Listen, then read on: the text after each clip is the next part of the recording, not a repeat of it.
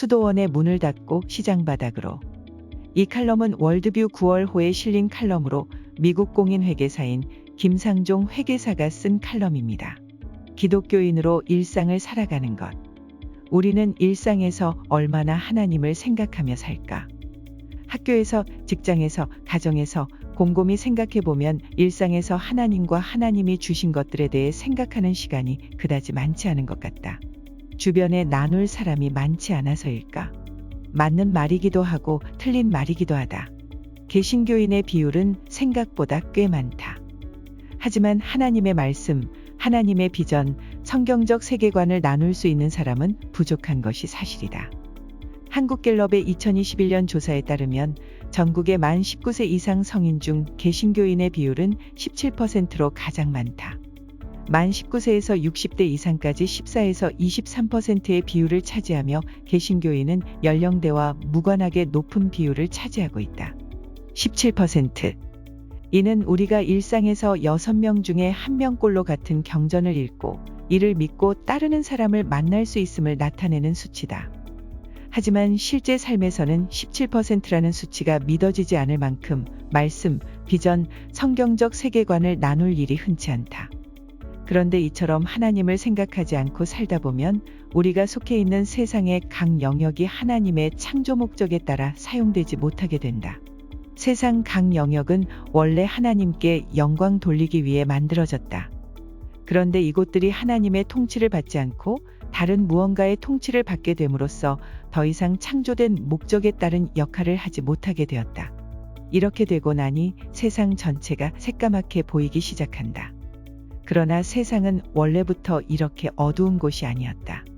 악이 이기는 유일한 방법은 선이 방관하는 것이다. 하나님께서는 세상을 심히 좋았더라 라고 하실 정도로 밝게 창조하셨다. 그것은 하나님의 형상을 쏙 빼닮은 인간이 살아야 하는 환경이었기 때문이었다. 그러나 인간이 죄를 지어 낙원에서 추방당한 것과 같이 세상도 더럽혀지고 말았다. 창조의 목적대로 쓰이지 못하게 되어버린 것은 인간이나 세상이나 마찬가지이다. 200만 원짜리 노트북이 전원이 켜지지 않아 집에서 못을 박는 데 사용된다면 이것만큼 무용지물이 없다. 목적대로 쓰이지 않는 피조물은 창조주에게 무용지물이다. 피조물의 본질은 목적대로 사용되느냐, 목적대로 사용되지 않느냐에 달려있다. 무용지물의 무용지물성은 이것으로 끝나지 않는다. 악이 이기는 유일한 방법은 선이 방관하는 것이다라는 한 철학자의 유명한 격언에서 보듯 무용지물은 하나님께 쓰이지 않는 수준에 머무르지 않고 하나님이 아닌 다른 무언가에 의해 쓰임받는 수준에까지 이른다. 하나님의 창조 목적에 맞게 사용되지 않는 인간과 그 각 영역은 선하게 쓰이지 못하는 것을 넘어 도리어 악하게 쓰임받게 되는 것이다. 이렇게 보면 세상은 영적 전쟁터라는 사실이 새삼 와닿는다. 창조주의 창조 목적에 따라 살아가는 사람들과 그렇지 않은 사람들이 그들 각자가 속해 있는 영역의 통치권을 두고 치열하게 다투는 것이다. 각자는 그들의 주인을 위해 싸우며 그들의 주인이 차지하고 있는 영역을 지키거나 빼앗긴 영역을 수복하기 위해 애쓴다. 이 싸움에서 딱히 어느 부대에 속해 있지 않은 소극적 무용지물들은 악의 승리에 기여하게 될 것이다. 너는 내 이웃을 반드시 견책하라. 그러면 내가 그에 대하여 죄를 담당하지 아니하리라. 나치의 대량 학살이 이루어지기 위해서는 히틀러만 있으면 되는 것이 아니다. 그의 뜻에 적극적으로 동의하지 않더라도 자신의 일에만 집중했던 아이히만 같은 사람들이 여러 명 필요했다. 아이히만은 전쟁이 끝나고 열린 재판에서 유죄 판결을 받고 교수형에 처해졌다. 예수님을 십자가에 못 박는 데에도 예수님을 참소한 대제사장들뿐만 아니라 본디오 빌라도가 필요했다. 악이 선을 이기는 조건은 무용지물들이 소극적으로 자기에게 주어진 일만 하는 것이다. 이렇게 우리 자신과 우리가 부르심을 받아 속해 있는 영역들은 세상을 구성하고 있고 세상은 선과 악의 치열한 전쟁 가운데 있다. 우리는 제 역할을 다해야 한다. 그리고 모든 전쟁의 전투가 그렇듯 준비가 잘 된 부대가 승리할 것이다. 대한민국에서 개신교가 이룬 일. 20세기 초 개신교 윤리와 자본주의 정신의 저자 막스 베버는 자신의 책에 다음과 같은 구절을 쓰면서 개신교가 인류 역사에 이바지한 사실을 기록했다. 개신교는 시장 바닥에 뚜벅뚜벅 걸어들어와 등 뒤에 수도원의 문은 힘껏 닫아버리고 특유의 질서정연함으로 무장한 채 일상적인 삶의 미세한 부분까지 침투하여 세속적이지 않고 속세를 위한 삶도 아닌 삶을 만들어내기 시작했다. 이 구절의 바로 앞에는 개신교가 발생하기 전 기존의 기독교는 개신교처럼 하지 못했다는 내용이 있다. 여기서 개신교가 해낸 것은 무엇인가? 세상에서 새로운 삶의 양태를 만들어냈다는 것이다. 그리고 그것을 어떻게 해냈다는 것인가? 질서정연함으로 무장한 사람들이 등 뒤로 수도원의 문을 닫고 시장 바닥으로 걸어 들어가 일상에 침투함으로써 해냈다는 것이다. 막스 베버는 하나님의 부대가 이루어낸 승리를 사후적으로 관찰하여 발견해냈을 뿐이다. 인류 역사상 수많은 업적이 하나님의 사람들에 의해 이루어졌다. 대한민국의 건국과 발전도 이러한 업적 가운데 하나였다. 하나님의 사람들이 한반도라는 영역에 특별히 부르심을 받고 먼 길을 와서 위대한 일을 해낸 것이 조선 말부터 진행되었던 선교사들의 사역이다. 특별히 미국 장로교 최초의 조선 선교사 언더우드와 미국 감리교 최초의 조선 선교사 아펜젤러는 1885년 부활절 아침 인천항에 도착해 이러한 기도를 드렸다. 주께서 이 나라 백성들이 얽매여 있는 굴레를 끊으사 그들에게 하나님의 자녀가 누리는 빛과 자유를 허락해 주옵소서. 이들의 기도만 들어보아도 하나님께서 조선으로 보내신 것이 이미 그들의 사명이 되어 있었음을 짐작할 수 있다. 그들은 사명대로 장기간 조선에 머무르며 의료, 교육, 성경 번역, 복음화 등 각 영역에서 실로 엄청난 활약을 했다.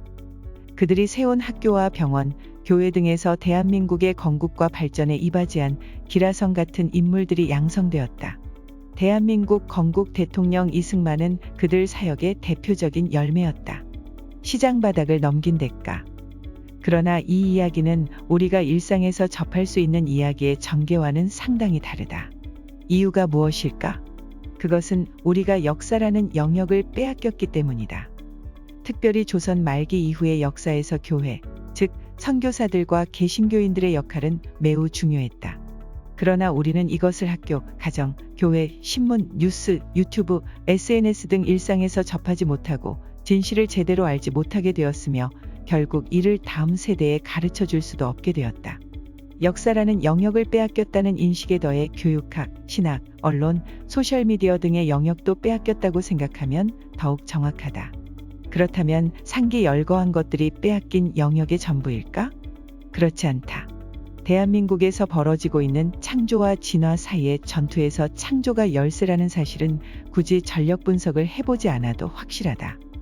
2017년 중소벤처기업부 장관 후보였던 박성진 포항공대 교수가 국회 인사청문회 이후 나흘 만에 자진해서 사퇴하는 일이 있었다.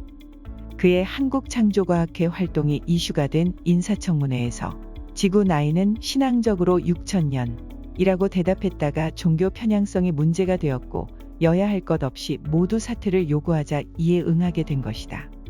이 경우와 같이 성경에 대한 믿음을 말했다가 약간 모자란 사람으로 낙인 찍히는 것은 현재 대한민국에 사는 누구에게나 발생할 수 있는 일이다. 또한 사람을 생물학적 성별의 차이에 근거해 구분하는 모든 행위가 부당한 차별이 되어버렸다. 생물학적 성의 빈자리를 차지해버린 것이 바로 사회적 성이라고 부르는 젠더다. 젠더는 정부나 기업에서 발행하는 보고서 및 안내문, 신문기사 등에서 흔히 볼 수 있는 개념이 되었다. 서울시에는 젠더 특별보좌관이라는 직책이 있을 정도다. 젠더 개념은 지금도 그렇지만 앞으로 더욱 우리의 일상생활에 영향을 주게 될 것이다. 하나님께서 사람의 자유로운 삶을 위해 세우신 법은 비록 우리가 지키고 사는 세상의 법과는 차이가 있지만 큰 틀에서 어긋나지는 않는다. 하나님의 법은 물론 세상의 법도 남자와 여자, 두 가지 성별의 존재와 두 성별의 자연스러운 차이를 인정해왔다. 대한민국 헌법 제36조 1항은 혼인과 가족생활은 양성의 평등을 기초로 성립되고 유지되어야 하며 라고 되어 있고 36조 2항은 국가는 모성의 보호를 위하여 노력하여야 한다 라고 되어 있다. 그러나 만약 언젠가 개헌이 된다면 헌법 제36조는 그대로 유지될 수 있을까? 그러기 위해서는 법조계를 비롯한 여러 영역의 방위군이 충분히 배치되어 있어야 할 것이다. 한 가지 영역을 더 알아보자. KB금융연구원에 따르면 올해 기준 국내에서 반려동물을 양육하는 가구는 604만 가구, 반려인구 수는 1,448만 명에 달하는 것으로 나타났다. 반려동물을 기르지 않는 가구 중 향후 개나 고양이를 키워보고 싶다고 응답한 비율은 47.8%로 집계돼 반려인구는 꾸준히 증가할 것이라고 한다. 이러한 반려동물의 인기는 자연스레 비온 저출산 열풍과 맞물려 이제는 동물이 사람을 대체하는 지경에 이르렀다. 최근 유행하는 딩크족의 경우 자녀 대신 반려동물을 선택하는 경우가 많아져 딘펫족이라는 신조어가 만들어지기까지 했다. 반려견 입양 시 체크리스트에 혼인 여부, 자녀 출산 계획 등을 기재하도록 하는 경우가 많다. 인기 예능 프로그램 나 혼자 산다를 보면 혼자 사는 연예인들이 반려동물과 함께 하루를 보내는 내용이 자주 보인다. 이처럼 비온 저출산 유행은 반려동물 이슈와 긴밀히 연계되어 있는데 이 영역들도 수복이 필요하다. 벌써 반려동물은 명칭부터 반려인으로 사람과 같은 반열에 올라가 있는 등 사람의 자리를 대체해가고 있다. 앞으로 동물도 구원을 받을 수 있다던가, 동물을 해치면 사람을 해친 것과 같은 처벌을 받게 한다던가, 동물과의 결혼을 인정한다던가, 동물을 식재료로 쓸 수 없도록 하는 신학적, 법률적 기반이 만들어질지도 모른다. 우리가 시장 바닥을 넘긴 대가는 참혹할 것이다. 우리의 다음 세대는 성경적인 세계관을 갖고 살기 참 힘들 것이다.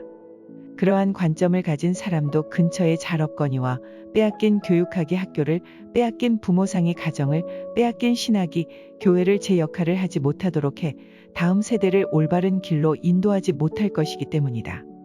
다음 세대는 우리가 빼앗긴 영역들이 전하는 메시지에 의해 자아가 형성되어서 성경을 믿고 싶어도 못 믿는 상황에 처할 것이며, 하나님보다 높아진 자아가 깨어진다고 하더라도 주변의 시선으로부터 형성된 사회 내 분위기로 인해 말씀대로 사는 것을 주저하게 될 것이다. 이를 극복하고 일어났을 때는 이미 세상 법이 하나님의 법과 부딪혀 처벌을 각오하고 신앙생활을 해야 할 것이다. 시장 바닥에서의 싸움법. 도산 안창호 선생은 이렇게 말했다.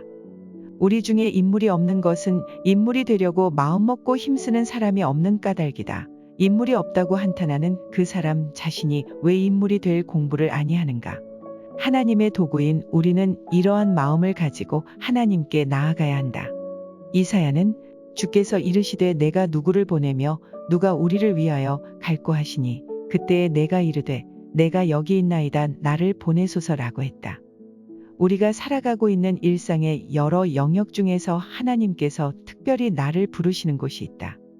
어떤 영역에는 부름을 받은 사람이 많지만 어떤 영역에는 부름을 받은 사람이 거의 없다. 흔히 속되다고 생각해서 믿음 생활을 유지하기 어려워 보이는 경제, 정치, 연예계 같은 곳, 혹은 개념이 생소해서 어떤 것이 하나님의 뜻인지 모호해 보이는 환경, 여성, 노동계 같은 분야다. 이러한 영역들은 현재 다른 분야들에 비해 더욱 악하게 쓰임받고 있다. 그러나 이러한 영역들도 원래의 목적은 하나님의 이름을 높이는 것이다. 성경은 이렇게 말하고 있다. 만물이 그에게서 창조되되 만물이 다 그로 말미암고 그를 위하여 창조되었고, 그렇다면 부름을 받은 사람이 아무도 없는 영역은 누가 책임져야 할까? 당신? 부담스럽다. 그런데 우리가 조금만 다른 관점으로 접근해보면 아무도 없는 영역은 기회의 땅이다. 경쟁자가 없는 유망한 시장 블루오션이다.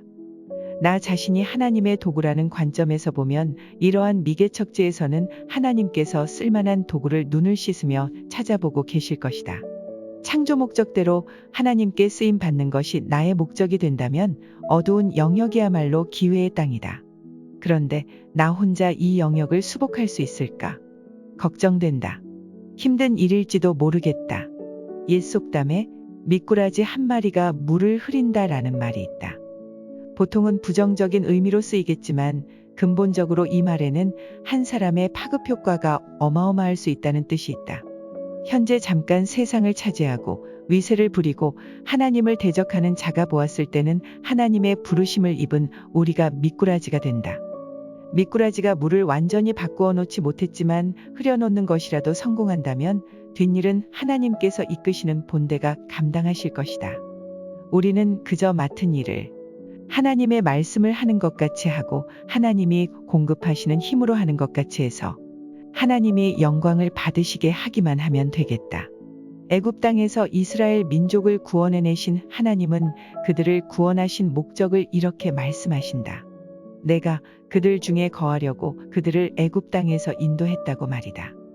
우리가 세속의 가치에 빠져 무용지물로 있을 때 그런 우리를 구원하신 목적은 하나님이 우리 안에 거하여서 그의 선한 일을 해나가려고 하신 것이다. 이제 우리는 하나님의 군대에 예속된 병사로서 임무를 부여받아야 한다. 중요한 임무를 맡은 병사일수록 하나님께서는 임무 수행에 필요한 능력을 훈련시키시고 무기를 지급하실 것이다. 무장했으면 이제는 전쟁터로 나서야 한다. 임무를 수행하여 지휘관의 기대에 부응하고 더욱 중요한 다음 임무를 부여받자. 모두 시장 바닥에서 무장한 모습으로 볼 수 있길 기대한다.